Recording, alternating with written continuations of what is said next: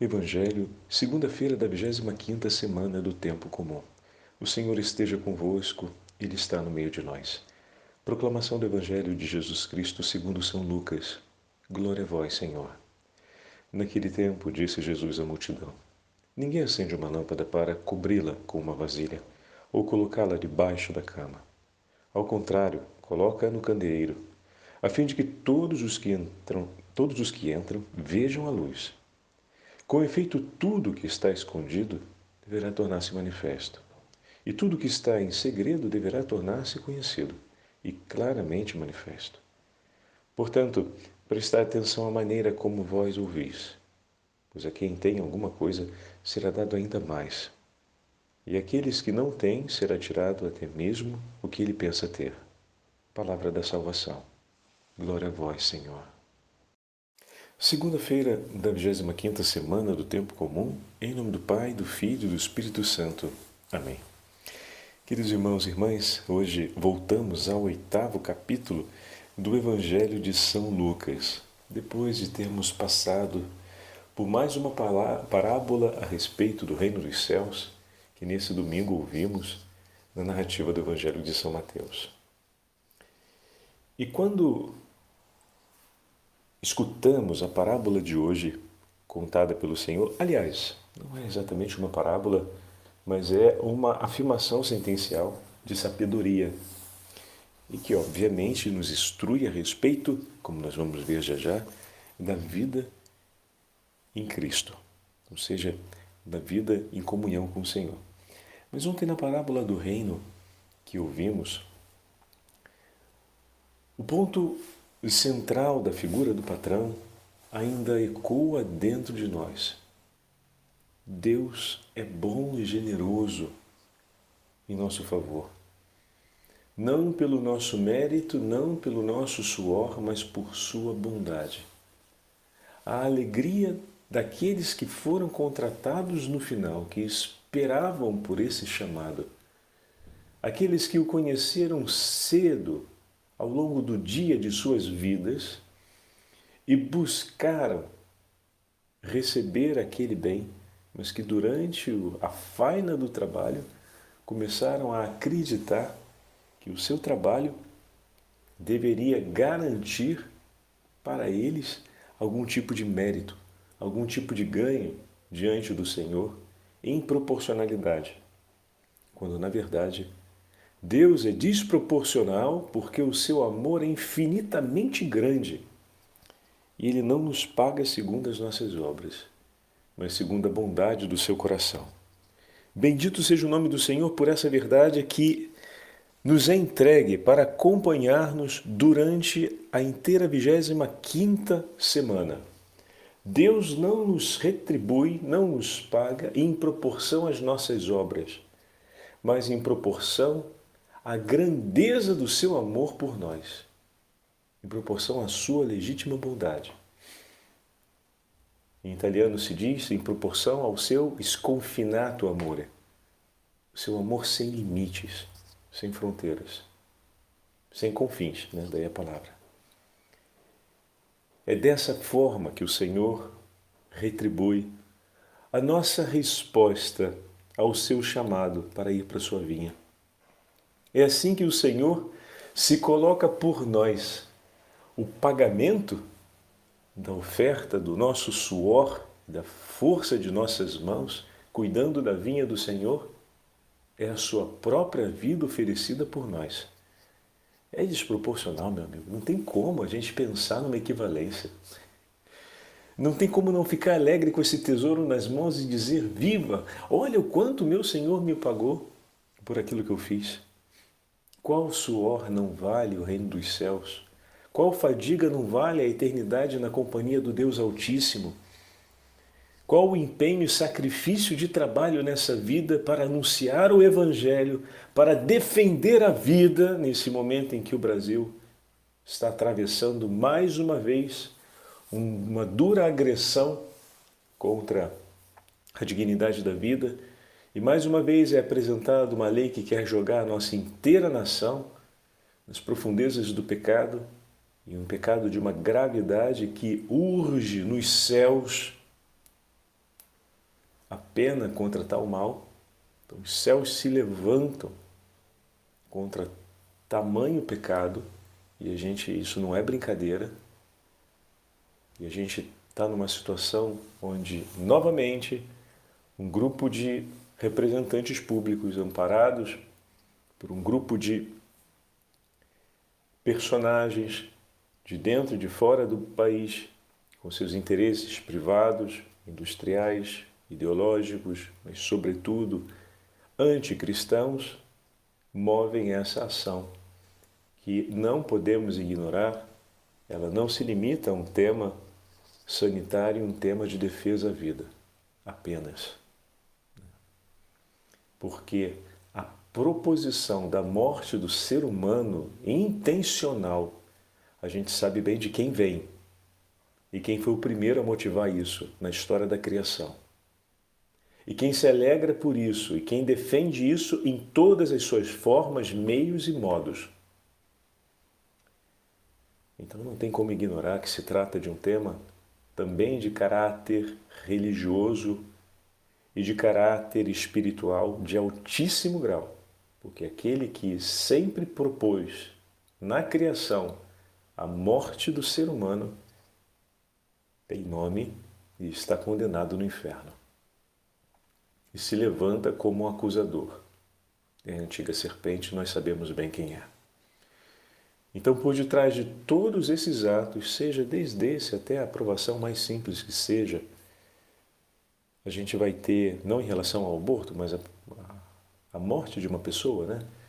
Às vezes a gente pode cair, e isso é importante, deixo esse parêntese aqui, na infelicidade de se alegrar com a morte de uma pessoa, por ser ela malvada, perversa, por ter praticado o mal.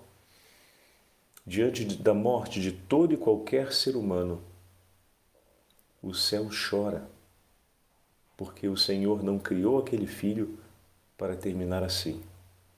O sangue do Senhor até o último minuto foi derramado também em favor de Judas, até o momento em que ele renuncia à misericórdia de Deus. E daquele momento em diante, o destino que lhe espera é o mesmo destino de Satanás. Mas por ele até o fim o Senhor foi. Como eu posso me alegrar pelo fim de desgraça de um ser humano? Entendem? Então essa é uma tentação que às vezes pode ser apresentada diante de nós com uma roupagem de bem. Ainda bem que morreu aquele dali que fazia só mal para tanta gente. Mas no fundo, por detrás daquele alívio pela cessação da prática de um mal, pode acabar se escondendo uma satisfação pela morte de um ser humano que se perde em desgraça. E isso, a gente sabe muito bem de quem vem essa satisfação, e eu lhe asseguro, não vem da parte de Deus, que essa satisfação não esteja em seu coração e não encontre ali lugar para o nosso bem espiritual e para a nossa comunhão com o Senhor. E, sobretudo, o nosso amor pelo coração sofrido de Jesus que chora a perda de seus filhos. Que possa existir uma alegria pela cessação do mal que acontecia, mas que não haja um júbilo pela morte daquele que desgraçadamente escolheu conduzir seus dias à luz da maldade e da desgraça. Não, isso não. Isso não deve estar no coração do cristão. Isso nunca foi ensinado pela igreja e não pertence a nosso Senhor, não pertence, assim como não pertence ao magistério, não pertence ao coração de Deus. Então essa distinção precisa ficar bem clara, né? Eu aproveito para fazer esse parêntese, para perceber como é que o inimigo infernal ele apresenta situações de sedução e a gente, como normalmente não reflete muito sobre esses temas e acaba vivendo na força das emoções, ou seja, na força dos afetos, a gente com muita facilidade pode escorregar ali e cometer, né, uma ofensa contra Deus. quando na verdade acredita que está vivendo um momento de satisfação sem nenhum comprometimento, sem nenhum prejuízo para o bem espiritual, né? Afinal, é uma satisfação lícita que haja a cessação do mal praticado contra outras pessoas. Mas essa cessação, né, essa alegria, essa satisfação que é lícita pela cessação desse mal é um discurso. Outra coisa é o coração, que se alegra e que celebra a perda daquela vida em condição de desgraça. Isso jamais vai ser uma alegria no coração do Senhor, e essa alegria é diabólica, não vem de Deus. Mas a gente, se não reflete, acaba abraçando isso também no nosso modo de falar, nos nossos discursos em família, discursos sociais, discursos em comunidade, enfim. E isso não é agradável aos olhos de Deus, e a gente tem que purificar essa nossa experiência, senão ela acaba se tornando uma experiência que toca a ofensa ao nome de Deus, é o seu preciosíssimo sangue, né? Seu sacrifício redentor. Agora, voltando para o nosso evangelho de hoje, trazendo todo esse conteúdo, essa reflexão em continuação ao evangelho de ontem, para entendermos a largura do chamado dessa 25ª semana do tempo comum nas nossas vidas, eu queria aproveitar com vocês o texto de São João Crisóstomo, que em uma de suas homilias, ou seja, a homilia ao Evangelho de São Mateus, no 15º capítulo da grande homilia que São João Crisóstomo faz a respeito do Evangelho de Mateus, ele vai trabalhar a parábola o tema de hoje, o ensinamento de Jesus do Evangelho de hoje. E ele escreve assim, ele começa com a citação do texto bíblico. Ninguém acende uma lâmpada para cobrir com uma vasilha. E é verdade. Com estas palavras, Jesus incentiva os seus discípulos a levarem uma vida irrepreensível, ou seja, colocada diante dos olhos dos homens, mas também, sempre, diante dos olhos de Deus, aconselhando-os a que velem constantemente sobre si mesmos, pois uma lâmpada exposta está sujeita aos ventos e aos descuidos dos que estão em volta. Dado que estão postos sob o olhar de todos os homens, quais atletas, nos ensina São Paulo, que estão num estádio vistos por todo o universo. 1 Coríntios capítulo 4. E diz ainda, não penseis, podemos ficar calmamente sentados aqui, escondidos neste cantinho do mundo, porque sois visíveis para todos os homens, qual cidade situada no alto do monte, qual luz que no interior de uma casa foi colocada no candeeiro. Então, com essa primeira parte do texto, São João Crisóstomo deixa evidente que toda lâmpada colocada, se ela está colocada debaixo de uma vasilha, a gente sabe hoje, por experiência científica, que a falta do oxigênio vai levá-la a apagar. Mas se você deixa a vasilhinha aberta, para entrar o ar, para ter a troca gasosa dentro daquele espaço ali, vai ter sempre o fluxo de oxigênio e a velinha, o candeeiro vai ficar aceso, porque tem oxigênio presente ali. E fica sossegadamente aceso, protegido do vento, protegido de alguém que possa apagá-lo com um assopro ou de outras coisas mais. E esse primeiro discurso, São João Crisóstomo recorda que ao ser colocado sobre o candeeiro, estamos aos olhos do mundo. O que significa dizer que ao mesmo tempo que ajudaremos o mundo a caminhar, ou seja, aqueles que estão nas trevas, a caminharem, a lâmpada precisa ser resguardada. E aqui ele vai chamar esse compromisso de resguardar-se em Cristo. Não significa, meus irmãos, ter medo do mundo, do que possa acontecer.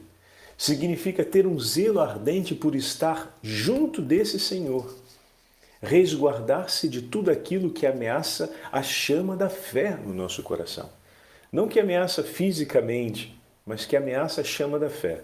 A realidade física, obviamente, ela pode vir, como já veio na história de centenas e milhares, e ainda vem, de centenas e milhares de cristãos, porém, até mesmo essa ameaça, a ameaça física, ela vai ser superada pela chama vigorosa da fé. Porque a gente via outro dia na memória agora me escapou, o Papa Cornélio, pronto, sobre o tema dos lapsos, ou seja, quantos cristãos que foram expostos a uma violência que procurava apagar e extinguir a chama da vida deles e renunciaram à fé e permaneceram vivos. Né? Então, quando a chama da fé é vigorosa, a nossa vida permanece, mesmo diante das agressões da morte. Quando morremos, permanecemos em vida, pois o sangue dos mártires, como sabemos, fecunda o mundo. Então, alastra o fogo do Espírito Santo sobre a face da terra. Então, essa verdade a gente tem presente, né? São João Crisóstomo aqui está nos falando a respeito da defesa do vigor dessa chama, o que significa o cuidado pela fé. Então, estar próximo de Cristo é para que possamos ter uma fé vigorosa. Por exemplo, para que possamos sair dessas confusões que o padre falava ainda há pouco a respeito de alegrar-se com a morte de um filho de Deus na desgraça, né? Então, defender a fé significa estar continuamente junto do Senhor e aprendendo com Cristo e em Cristo, através, obviamente, do cuidado da igreja, a viver uma vida segundo o seu coração, mais vigorosa na fé. Uma vida segundo o seu coração, ou seja, de chama ardentíssima. Vamos lá. Eu acendi a luz da vossa lâmpada, agora ele fala na pessoa de Jesus. Eu acendi a luz da vossa lâmpada. Compete-vos mantê-la acesa, não apenas com vossa vantagem e cuidado pessoal, mas no interesse de todos os que a virem e forem por ela conduzidos à verdade. Olha que bonito que ele está dizendo para a gente. Perdão, disse que era Jesus, não, mas aqui é ele como bispo falando ao seu rebanho. Eu acendi a vossa lâmpada. Agora é importante que vocês, na atitude pessoal, mantenham essa lâmpada acesa e no cuidado dos vossos irmãos. Olha que beleza a palavra do Santo Bispo João Crisóstomo para a gente. O cuidado mútuo. A minha presença ao lado do meu irmão é para defender a chama da fé. Por isso, sobre esse tema do aborto, que agora fere a história do nosso país, é importante que nós não apenas tenhamos a clara consciência da barbaridade que é a aprovação de uma lei desse tipo, mas que a gente defenda a chama da fé, ou seja, que a gente cuide dos nossos irmãos e irmãs para que socialmente seja compreendida e acesa a compreensão a respeito disso. É um dever nosso aproximarmos-nos do próximo para sermos defensores dessa chama. Muitos vão falar que os cristãos, especialmente os católicos, defendem o tema contra o aborto por razões religiosas. Também por razões religiosas. É claro que por razões religiosas nós defendemos o tema do aborto. E que as razões religiosas elas vão preceder em grandeza e significado aquelas de ordem social. É óbvio. Porém, todas as argumentações que a Igreja apresenta publicamente para além daquelas de ordem religiosa são de ordem social, moral e, sobretudo, de uma ordem clara a respeito da filosofia e da antropologia, ou seja, da identidade do homem e da forma como o homem reflete sua existência no mundo. Se a gente deixa de pensar como pessoa humana, tudo desmorona.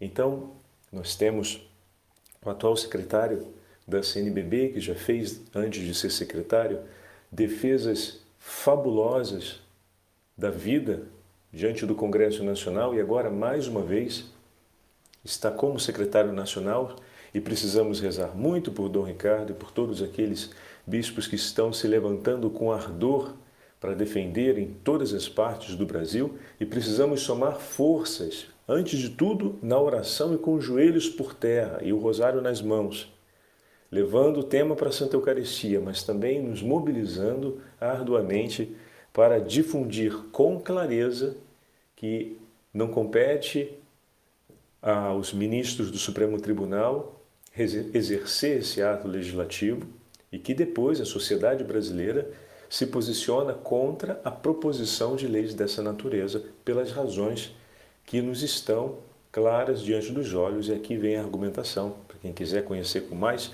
profundidade os argumentos, nos discursos de Dom Ricardo, o atual secretário da CNBB. Então, esse é um exemplo claro daquilo que compete defender a chama da fé. É um compromisso não apenas daquele que foi aceso, mas é um compromisso também daqueles que estão em volta, né? Como nos fala aqui nesse momento São João Crisóstomo, já no finalzinho do ano 300, né? Ele morreu no 407, essa homilia deve ter sido escrita lá pelo 300, mais ou menos pelo 390.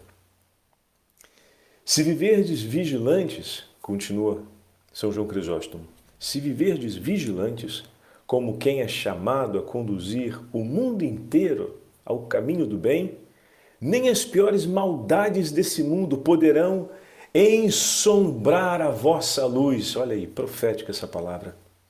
Assim, pois, que a vossa vida corresponda à santidade do vosso ministério, do vosso batismo, para que a graça de Deus seja anunciada a todos e resplandeça sobre vós. E eu acrescento aqui, e sobre o nosso povo brasileiro, nesse momento tão delicado, e que precisamos agir com clareza e com firmeza, como cristãos e como pessoas, brasileiros, que estão diante da defesa daquilo que é a dignidade da nossa nação e do nosso povo.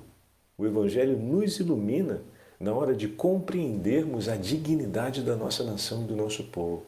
E não é digno um povo que entrega seus filhos à morte. Não é digno, não é bendito aos olhos de Deus e jamais será. O Senhor esteja convosco, Ele está no meio de nós. Pela intercessão de São João Crisóstomo e da Beatíssima Virgem Maria, abençoe-vos o Deus Todo-Poderoso, Pai, Filho e Espírito Santo. Amém.